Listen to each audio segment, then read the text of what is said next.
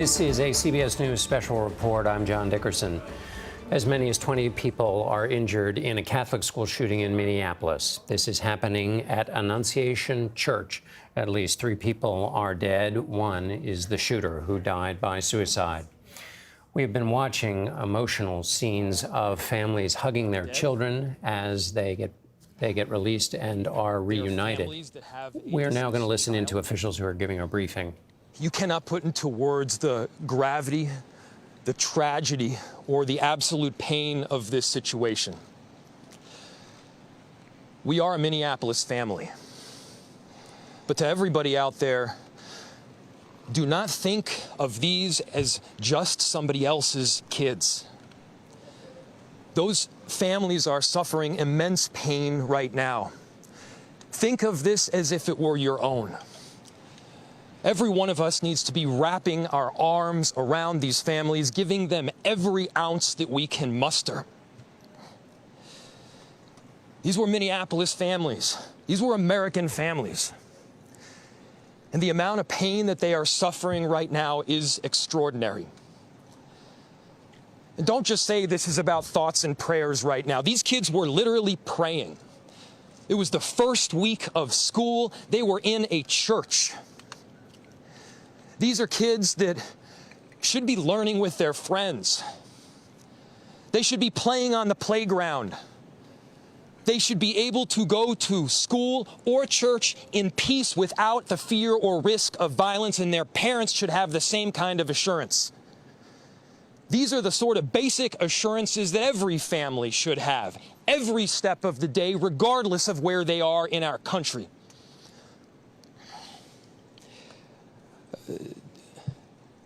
I'm so deeply saddened, and I'm so sorry to the families that I know are suffering right now. My ask is to everyone, stand by them. Love them. These families have forever been changed, and we've all been changed with them.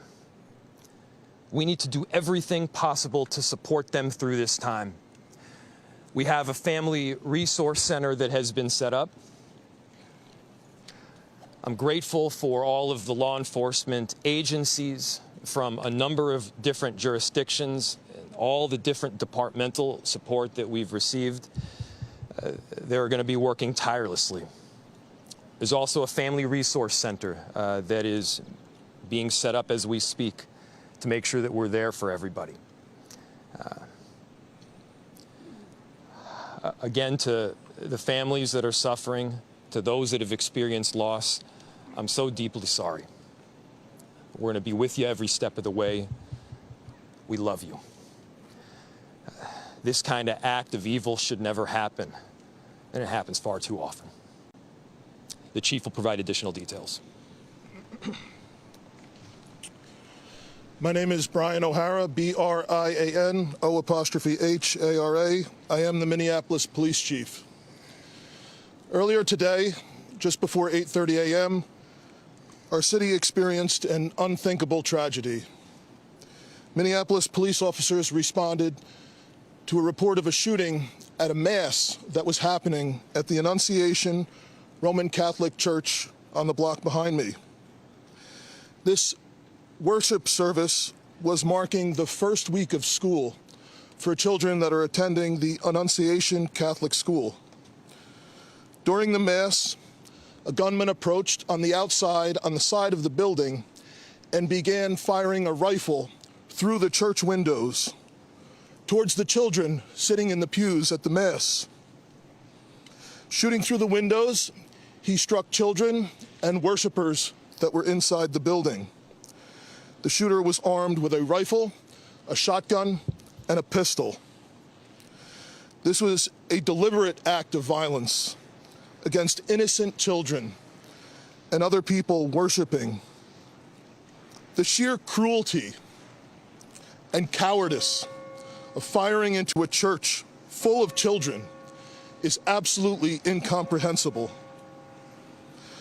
Police officers from the Minneapolis Police Department immediately responded, entered the church, and attempted to provide first aid and rescue some of the children that were hiding throughout the building. while other first responders came and EMS responded to rush victims to nearby hospitals. 2 young children, ages 8 and 10, were killed where they sat in the pews. Their parents have been notified.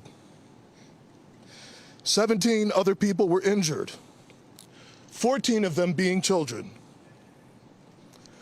2 of those children are in critical condition. The coward who fired these shots ultimately took his own life in the rear of the church. Our hearts are broken for the families who have lost their children, for these young lives that are now fighting to recover, and for our entire community that has been so deeply traumatized by this senseless attack. We will stand together to protect our children, our schools, and our houses of worship. This deliberate act of violence is just a sign of cruelty that is beyond comprehension. Our hearts are broken for everyone that's been affected by this tragedy. As we begin the difficult path of healing, I want the community to know this, that even in the face of such evil, the Minneapolis Police Department and all of our law enforcement partners stand with our community. We stand with these families and with this parish. We will continue to be here for you. With that, the investigation is obviously in its preliminary stages, and I will attempt to take some questions to provide further information. Chief, what can you tell us about the suspect in this case? How old was he? Any kind of motivation? Any notes or any other information that were left behind? So we were looking, the question was what can be said about the shooter. We believe it is one suspect, a sole shooter. We believe he is deceased. He is in his early 20s, does not have an extensive known criminal history, and we are looking through information left behind to try and determine some type of motive. Yeah. How many kids attend the school? How many kids at the school? How many children? There were, I don't have an exact, the question was how many children at the school. There were dozens of children inside the mass at the time. I don't have an exact count.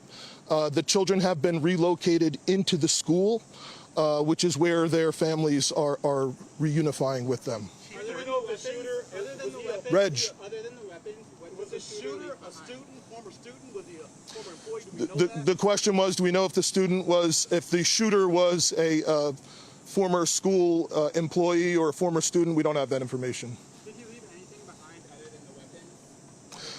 There's a vehicle. The question was anything left behind? There's a vehicle that we believe that the suspect used that is being searched, and we will be conducting other searches related to this. Inside the parking lot here. There Yep. was some neighbors who said that the door to the church had been barricaded. Yep. Is that correct? So the question was, neighbors had said that the door to the church had been barricaded. The shooter approached on one side of the church building, and on that side, at least 2 doors, it appears there had been like a 2x4 placed. So not all of the doors around the building, but on the side where the shooter did fire. And on the outside. On the outside, yes. Were there any explosives that were found? The question was there any explosives? There were reports of that. There were no explosives or improvised devices that we found. I do believe there was one, I guess you would call it a smoke bomb, like not an explosive, but a sort of a firework that would release smoke. And which side of the building? North, south? The side that is closest to us, here, on this side. Yep. Was the incident related also at these nearby homes? I don't have specific information on that I can release. Gunshot wound, the suspect? The question was, is he dead from a gunshot wound? The answer is yes. We believe he took his own life in the parking lot. Was this outside or both inside that he was shooting? The question was he shooting outside and inside? He was absolutely shooting outside of the building on the side of the church, inside through the windows. It appears he may have gone inside, but I don't believe we've located any casings inside the building. So I'm not certain if he fired also while inside. It appears, if not all, most of the shooting happened outside the building. Chief, is this shooting related to any other shootings that happened in the last So 24 hours? Yeah, Taylor's asking, is this related to any of the other shootings? This does not appear to be related to any other shooting in the city. The question was how many rounds? I would say it's in the dozens. We don't have an exact count. There's a sidewalk on the outside as well as a grassy area. So obviously we are going through and taking our time to process the scene. Was he firing just one weapon, like the rifle? The question was he firing one weapon? We believe he had fired all three. He had a rifle, a shotgun, and a pistol. Chief, was this individual licensed to conceal and carry? Did he have any? Were the weapons, was he lawfully carrying the weapons? I don't have that information. And I don't have any information on any significant criminal history either. Was he dressed at all in any tactical type of gear or anything? It appeared he had some black clothing on, his cargo-type pants. I guess you could interpret that as, however you like. All right, ladies and gentlemen, thank you for helping us to get the information out today. We have a lot more work questions? that needs to be done. We will return back later today to provide more details as they become available, and we'll let you know how you can know about that in the moments to come. Thank you. Okay, How can the public help? that's it. Thank you.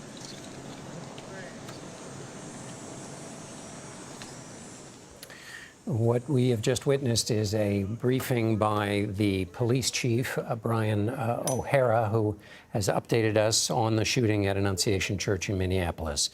He tells us that 2 children, ages 8 and 10, have been killed while they sat in the pews, according to the chief, during Mass. This is a Mass that started at 8:15. It does every Wednesday for this school during the school year. The 17 were injured, 14 of them children, 2 of them critical. The shooter, according to the police chief, was in his early 20s. No association with the school that they know yet, was dressed in black clothing. The majority of the gunfire came from the outside, through into the sanctuary windows, and the shooter took his own life. Let's turn now to CBS News Homeland Security correspondent Nicole Skanga. Nicole, what are you hearing, and what is your reaction to what you heard in that briefing there from the police chief? John, a few key details from police, including that the shooter had fired off dozens of rounds from 3 different weapons. A rifle, we know from law enforcement sources, that is a semi-automatic weapon, in addition to a shotgun and a pistol. The majority of those shot outside, and this suspect approaching from the side of the church, firing through stained glass windows, aiming directly at students who were kneeling in the pews praying at the time of this incident. In addition to that, we know that authorities right now are searching the gunman's vehicle that was parked in the parking lot. Initially, we had heard reports of a possible improvised explosive device. At this point in time, law enforcement have not found that. They did find what they called a firework, a smoke bomb in the car, but no significant criminal history for this individual. Police say they are searching some information that was left behind by the shooter, possibly going through electronics. We know that the FBI is on the scene and completing a forensic scrub of this individual. Police also say that the gunman was standing in the rear of the church when he took that self-inflicted gun wound, ending his life, and that law enforcement were on the scene within minutes, John, and that they immediately rendered first aid to students there on the ground. Of course, you mentioned that there are 17 injured now, including 14 that are children and 2 that are in critical condition there. But just horrific to hear the police chief there, Brian O'Hara, describe how police not only rendered first aid, but had to go find students who were hiding within the church, scared at what had just unfolded. Nicole Skanga, thank you. Let's go now to CBS News reporter Nydia Cavazos, who is at the scene. Nydia, what do you see there? John, the first words out of that press conference were "children are dead," and those words perfectly well describe what this scene is like at this moment. It is a very difficult scene. We are just outside of Annunciation Catholic School. We are surrounded by a very, very heavy presence of police officers, state troopers from Minneapolis.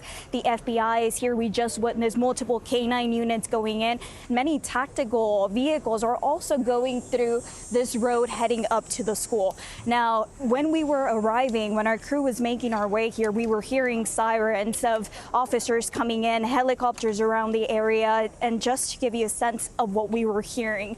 But as we were walking over here, given that the roads were closed, we were also witnessing how parents were carrying their children. The children had their arms, their tiny arms wrapped around their parents and still in their Catholic school uniform. Now, we are currently witnessing as well some of the police officers and FBI agents who are going door to door knocking on some of these nearby homes. We did have a chance to ask the police chief about this, but there are no details on that. And of course, we will continue to inquire about this. Back to you. Nydia Cavazos, thank you. Yes, those forest green shirts that the students wear, that's why you'll see any of the students wearing those shirts. That's the school uniform. Justice Correspondent Scott McFarland joins us now. Scott, the federal officials have been briefed across all of the various different departments. What are you hearing? What do you observe? The FBI, the Minneapolis field officer there, helping lead this investigation, obviously in conjunction with the Minneapolis police chief, from whom we just heard. The Minneapolis police chief, Brian O'Hara, who spoke there, he was brought into Minnesota after George Floyd's murder to rejuvenate that police department and to build outreach to religious institutions. I've met with him many times. He has done visits to churches to try to ingratiate himself with the community. This is the type of place he has been before. The kids at this school, these are 3 to 13-year-olds. The 2 children killed, 8 years old and 10 years old, 14 other children wounded at a mass that was known through the community. This was the back to school mass at Annunciation Church on the 3rd day. And as so many parents across the country know, this is the week when your kids go back to school. You're posting the photos on Facebook with the new backpacks, the new school uniforms. It's a time of joy. And Mayor Fry there, Mayor Jacob Fry, who is finishing his 2nd term this year, said, don't just say thoughts and prayers. These kids were literally praying. Some of the questions I'll note from that news conference, they echo the same questions Nicole and I have been asking our sources this morning. Is there a connection between this shooter and the school or the church or the community? That question was not answered. Do we know if those firearms were legally owned? Chief didn't have that information either. Here's what we know from sources who have investigated school shootings or shootings in religious institutions in the past. Oftentimes, almost all the time, those guns were legally obtained or stolen from a family member, and often there is some connective tissue between either the suspect and the people at the building, the school, or the suspect and the religion, that this could have a motivation that ties either to that school or to that faith. That's the pattern that the Secret Service and FBI have found in frequent investigations of mass shootings. But that information was not answered by the Minneapolis police chief, John, obviously, nor was a name given. Scott McFarland, thank you. Just for those who don't have kids, an 8-year-old, which is the age of one of the victims, you're learning multiplication tables. At 10 years old, the age of another victim, you're learning fractions, decimals. These are students that are in the basic stages of learning, and this is and now what has come to into their lives. We're joined now by Tim Gallagher. He's a former FBI official. Tim, your thoughts? Yes, thanks for having me on here. Absolutely horrific scene in Minneapolis. Having sent my children to Catholic school for 12 years, they were in those same pews years ago, and it's just heartbreaking to see this play out. Tim, I was just thinking there, students now beginning the school year, as Scott McFarland mentioned, there's so much a sense of optimism, of chapters beginning, the hope that comes with both on the beginning of the school year and a morning mass. But it is a regular part of school teaching to prepare students for this. Even though kids may not be able to read chapter books yet, they have to prepare. What kind of training would students be given to prepare for this kind of eventuality? Sadly, it is part of the training that children receive in their schooling and in houses of worship, and it's absolutely necessary. Actually, preventing an active shooter is extremely difficult, but you can mitigate the actual lost a human life, through training and making sure that every child, has a plan of what they will do if something like this were to happen. And it's critical that it's delivered not with a you could be next attitude where it could, to frighten the children, but just so that, okay, if something bad happens like this, here's what you're going to do. And you saw that some of the children were hiding. I'm sure that was part of the training. That's like you want to hide yourself away from the scene, run as fast as you can. That's going to be part of it. And it's, as well as basic first aid. That's going to be part of the training as well. Just to prevent loss of life post gunshot.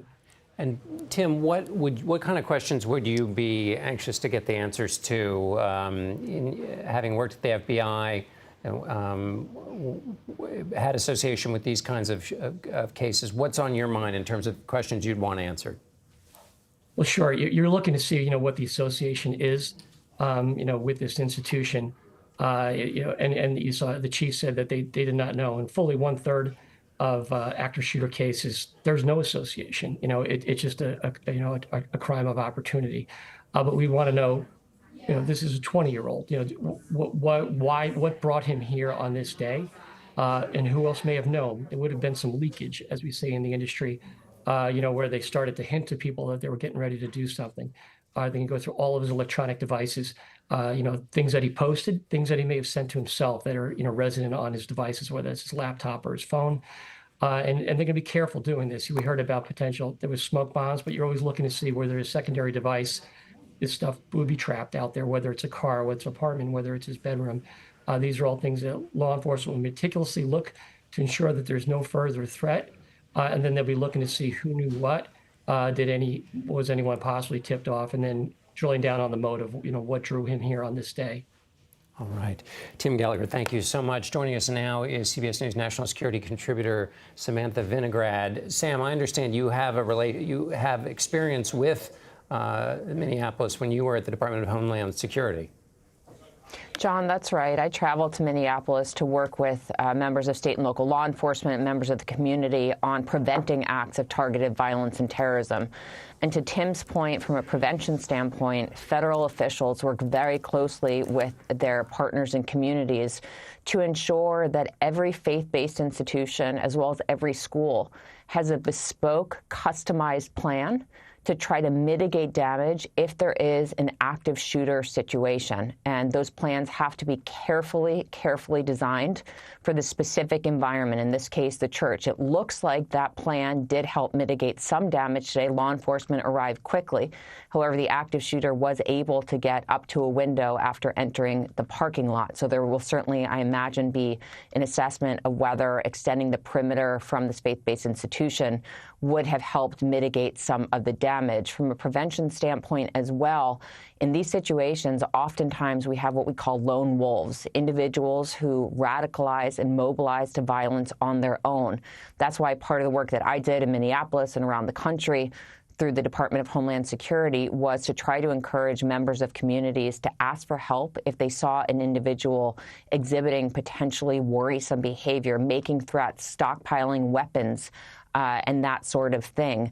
Unfortunately, these lone wolves are incredibly hard to detect in advance of a mass casualty event, and that's why every member of the community is entirely helpful in terms of alerting law enforcement and other responsible individuals in a community if they see an individual radicalizing, mobilizing to violence, especially, John, after a mass casualty event like this. There's always a concern about copycat incidents and individuals who might be motivated to act after seeing this kind of high-profile mass casualty event. That's a really interesting point. Training, and not only that institutions have to go through and be prepared for as a part of American life, but even the wider community. Thank you so much for that, Sam. Just to update everyone, 2 children are dead. 17 other people are injured after a gunman fired into Annunciation Roman Catholic Church in Minneapolis during a mass that was marking the first week of school, which started on Monday. Our coverage will continue on CBS News 24/7, your local news, and tonight on the CBS Evening News. This has been a CBS News special report. I'm John Dickerson.